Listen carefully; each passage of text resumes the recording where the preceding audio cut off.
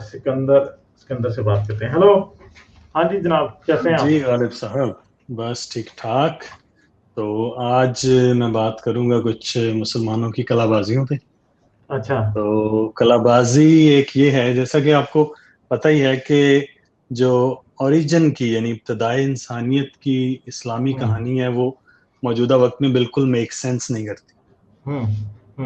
یعنی کہ پہلا انسان وہ مٹی سے بنایا اللہ تعالیٰ نے, اور اس میں روح پھونکی, اور پھر اس کی پسلی سے دوسرا عورت بنائی.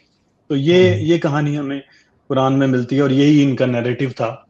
اب سائنس نے اور تاریخ نے آ کے ان کا بھانڈا تھوڑا پھوڑنا شروع کر دیا. پھوڑ دیا ایگزیکٹلی. تو اب انہوں نے اس میں دو ان کے جو زیادہ نظریات ہیں نا, کیونکہ میں نے دو اسلامک جو اسکالرز ہیں یعنی ڈاکٹرز, ان سے رابطہ کیا. تو دونوں کی الگ الگ کلا بازیاں جو ہے ملاحظہ فرمائیں. ایک نے کہا کہ جو ایوولوشن تھی وہ ہو رہی تھی اسی طرح جس طرح ہو رہی ہے, مطلب ہومو ریکٹس بنے, ہومو نیانڈرتھل آئے, ہومو سیپینز بنے, لیکن اس میں ایک پوائنٹ ایسا آیا کہ وہاں پر ایک علیحدہ سے آدم علیہ السلام اس میں فٹ کر دیے گئے.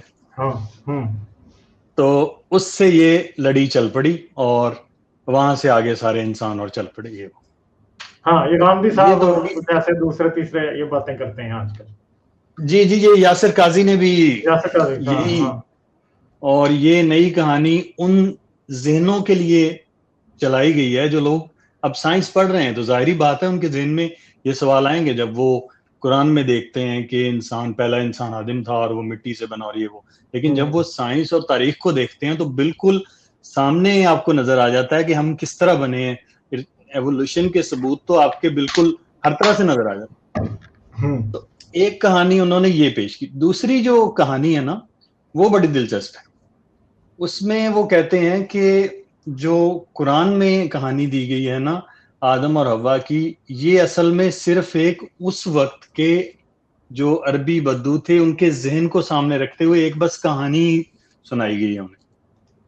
تو مگر یہ بات میں آپ کو بتا دوں, یہ اس ٹائم پہ چلے گئے ہیں جس پہ کیتھولک چرچ جا چکا. جی یہ 100% یاسر قاضی جو باتیں کر رہے ہیں نا, کیتھولک چرچ آج سے 30-35 سال پہلے یہ باتیں کہنا شروع ہو چکا تھا. میں خود اس پوزیشن پہ رہا ہوں کچھ دیر, جب میں کرسچن تھا. اینڈ پہ جب بالکل میری بس ہو رہی تھی نا, جب میں چھوڑ رہا تھا, اس ٹائم پہ میں اس پوزیشن پہ تھا کہ جی خدا جو ہے وہ ایوولوشن کو اس نے گائیڈ کیا, اور آخر پہ اس کے تھرو ہم انسان بنے ہیں. اور آدم جو تھا وہ پہلا ٹرولی ہومو سیپین تھا. مگر مسئلہ یہ ہے کہ ایوولوشن کو جب آپ پڑھتے ہیں تو آپ کسی بھی جاندار کو پہلا ٹرولی ہومو سیپین یا ہوموجینس کا جاندار نہیں کہہ سکتے. ظاہری بات ہے کہ یہ کسی پوائنٹ پہ رک تو رہا نہیں رہا تھا عمل, کہ آپ کسی پوائنٹ پہ اس کو روک دیں کہ تم آدم اور تم سے پہلے جو تمہارا باپ تھا وہ آدم نہیں تھا اور وہ کچھ اور تھا. تو یہ تو بنیادی طور پہ ان کو یا تو یہ اس تھیوری کو یا اس کو سمجھ ہی نہیں پا رہے, یا پھر یہ کہ اب کچھ نہ کچھ جواز دینا ہے انہوں نے.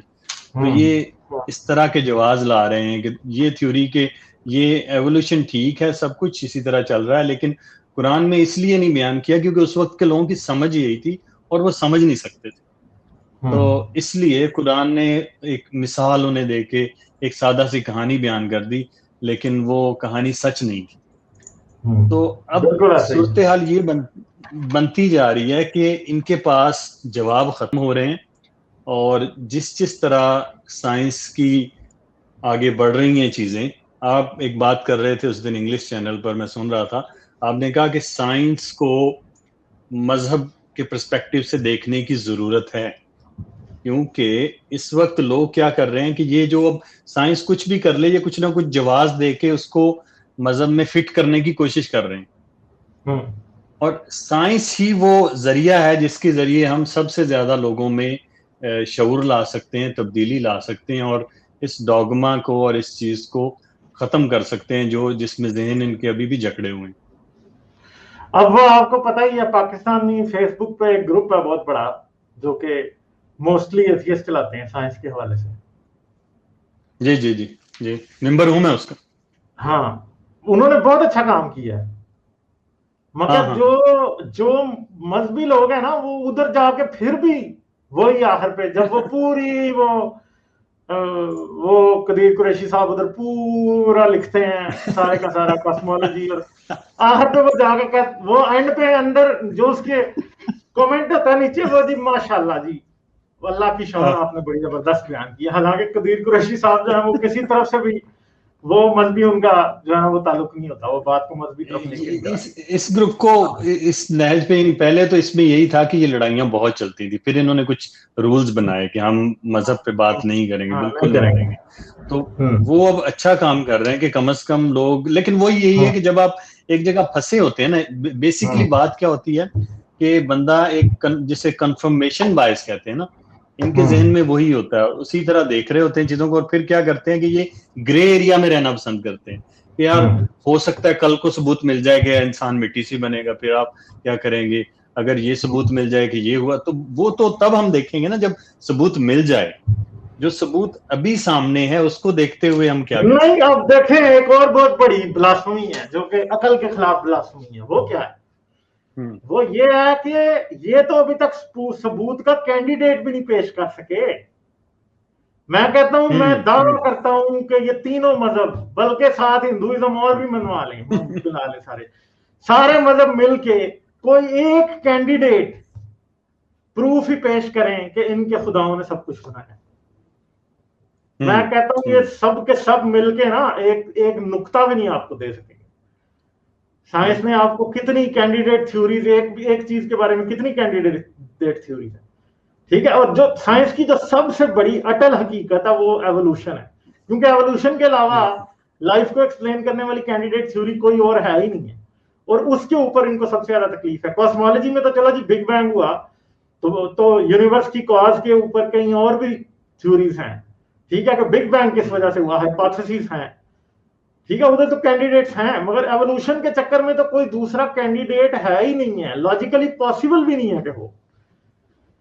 और ये सारे समझते हैं, और ये मतलब एक इनकी खुशफहमियां देखें कि एक मुल्ला जिसने जिंदगी में बायोलॉजी का कुछ नहीं पढ़ा, एक पादरी जिसको कुछ नहीं पता, एक पंडित जिसको एवोल्यूशन की एबीसी भी नहीं पता, वो बैठ के कहेगा ये वही थ्योरी है ना, है जो बंदर कहती है बंदर से इंसान बने। मतलब यार तुम क्या बातें कर रहे हो, कोई अकल को हाथ मारो, तुम्हें जरा भी नहीं पता इस बात का। और हर मजहबी आदमी, कई बार मेरे से आते हैं बात करने, आपसे भी जिंदगी में हुई होगी, जो आते हैं बात करने, वो ऐसे बात करते हैं कि जैसे जब वो मुझसे बात शुरू करेंगे एवोल्यूशन पे तो एक सेकंड में वो अपना कोई एक देंगे कोई भी जवाब, तो साथ ही एवोल्यूशन का ताश के पत्तों की तरह गिर जाएगी। तो जब उनको कंटेस्ट करना पड़ता है हम जैसे लोगों के साथ आके, और जब उनको फैक्ट्स बताए जाते हैं, फिर उनकी शक्ल देखने वाली, यकीन करें मैंने लोगों को जिंदगी में इस तरह देखा है कि एकदम वो डाउन फाउंड हो जाते हैं, उनको समझ नहीं आती कि अब आगे से क्या बात करें। जब आप उनको बताते हैं कि एवोल्यूशन क्या है, कैसे काम करती है, पूरा मैकेनिज्म जब आप उसको बताते हैं, उसके बाद कहते हैं नहीं, एंड पे मैंने बड़े लोगों को सुना कहते कि भाई मैं नहीं मानता, बस खत्म हो गई बात।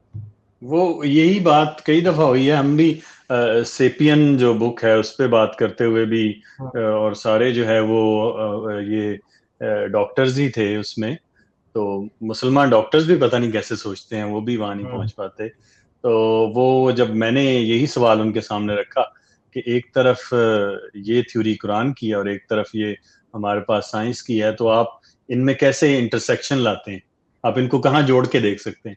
सो they didn't have any answers, और वो बिल्कुल उसमें चुप हो गए। तो ये एक बहुत बड़ा मसला है कि जब साइंस को पढ़ने वाले, उसके ऊपर रोजी रोटी कमाने वाले लोग भी जो है वो अंधी तकलीद में, या उनका शायद वो हिस्सा बचपन से सुन कर दिया जाता है जो जब इस तरफ बात आए तो बिल्कुल जो है वो सोचना ही नहीं, वो यहाँ चले जाते हैं, बाकी हर जगह साइंस और सबूत की बात करते हैं।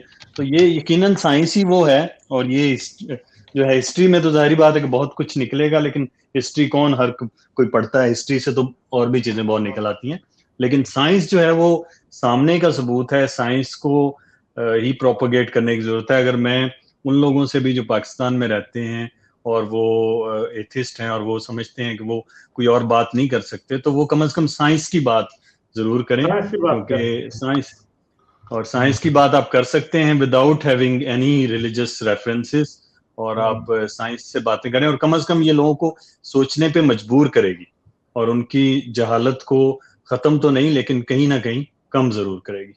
تو آپ بھی اچھا کام کر رہے ہیں, اور آپ جیسے کہہ رہے تھے کہ آپ اور ویڈیوز سائنس کے پرسپیکٹیو سے بھی لائیں گے, اور آپ کی شاید وہ آ بھی رہی ہے یونیورس فرام نتھنگ. کل ہے بھائی پاکستان کے وقت شام 4 بجے, اور انڈیا کے وقت 4:30 بجے. امریکہ کا وقت بھی میرے ذہن میں نہیں ہے. وہ ویڈیوز کیجول ہے, حارث اور میں دونوں ہوں گے تقریباً 2 گھنٹے. اس بک کو میرے خیال ہے ہم 3 سے 4 سٹریمز کے اندر کور کریں گے پوری. بہت اچھی بک ہے, اگر آپ پڑھنا بھی چاہیں تو تقریباً 180 صفحے ہیں جو اس کے پڑھنے والے ہیں. وہ آپ بڑے آرام سے جا کے اس کو آرام سے پڑھ کے اور آپ اس کو سمجھ سکتے ہیں. ٹھیک ہے, تو کل ہم زبردست ہوگا ہوپ فلی. کل اس کے جو ہے نا وہ بہت اچھا سیشن ہوگا, آپ لوگوں کو بہت پسند آئے گا, اس بات کی میں آپ کو گارنٹی دیتا ہوں. کوسچنز لیں گے کل یا نہیں؟ کوسچنز کا کیا کریں گے؟ دیکھیں گے کل ہم کور کریں گے نا, اس کے بعد کوشش کریں گے مگر بریفلی لیں گے, زیادہ نہیں ہو سکتا. اس کے علاوہ میں سائنس جرنی پہ جا رہا ہوں, سائنس جرنی کے چینل پہ. وہ فرائیڈے کو اسٹریم ہے سائنس جرنی کے چینل پہ, جس میں میں ہیومن ایوولوشن کا ایویڈنس ڈسکس کروں گا. ٹھیک ہے, اور میرا جو مین پرپز ہے اس دن سائنس جرنی جس نے سبسکرائب کیا ہوا وہ دیکھ لیں سارے. اور ادھر میں بیسیکلی ہیومن ایوولوشن کا جینیٹک ایویڈنس جو ہے وہ ڈسکس کرنے جا رہا ہوں, اور سائنس جرنی کو بھی پھر میں بلاؤں گا اپنے چینل پہ.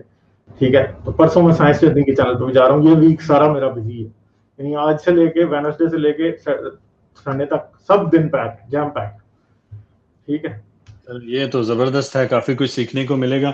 تو آپ کریں اس پہ کام, ہوپ فلی پھر بات ہوتی ہے. چلیں ٹھیک ہے جی, thank you, always nice to have you. پھر آئیے گا. ٹھیک ہے, تھینک یو.